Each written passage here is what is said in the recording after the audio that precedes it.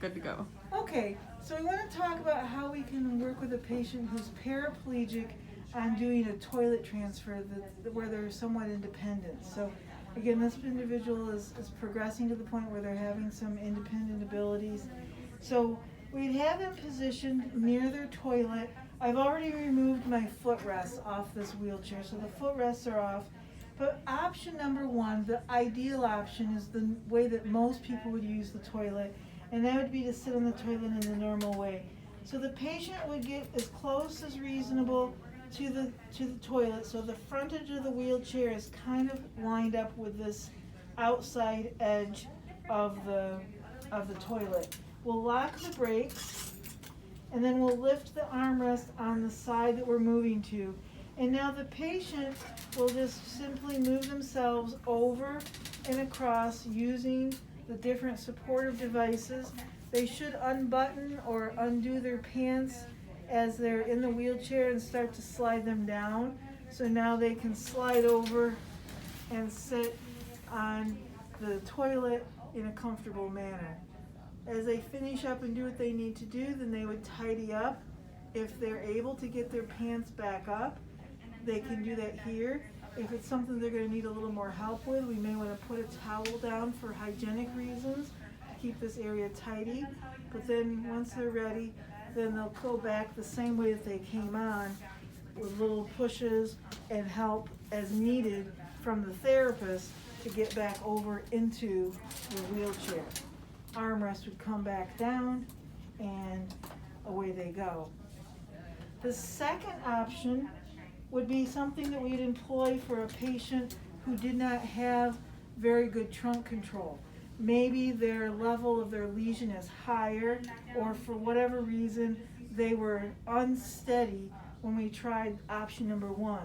So now we're still going to have an approach that's to the side, but now we'll line the wheelchair up so that the seat is more with the far edge.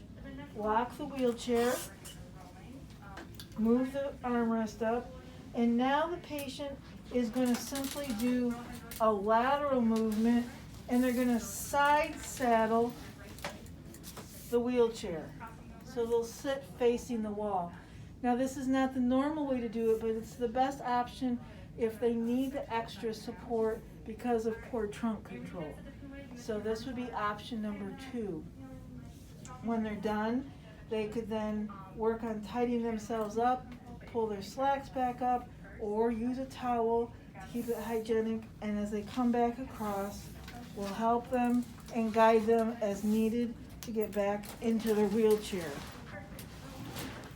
The third option is one that we'd use more in a unique situation where the patient could not get to the bathroom in any other fashion, and it's the front-on approach. So if there was some unique issue where they could not get to the bathroom in a normal way, then we would move the wheelchair so the wheelchair was directly facing the toilet.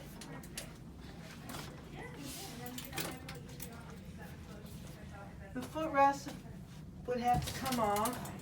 The patient would have to completely remove at least one leg of their clothing and whatever undergarments they have on. And as they move closer to the wheelchair now, they'll get as close as they can and start to straddle that wheelchair, or straddle the toilet. And now they're going to come forward and just use whatever supportive devices they have and use the bathroom in this fashion. Again, something we'd use sparingly. We'd teach this to the patient after they were accomplished in the other methods, so that they would have an option if they were ever in a circumstance that this was the only thing they could do. Once they're done, then of course they would tidy up, and we would definitely need a towel back in the wheelchair to come back for hygienic purposes.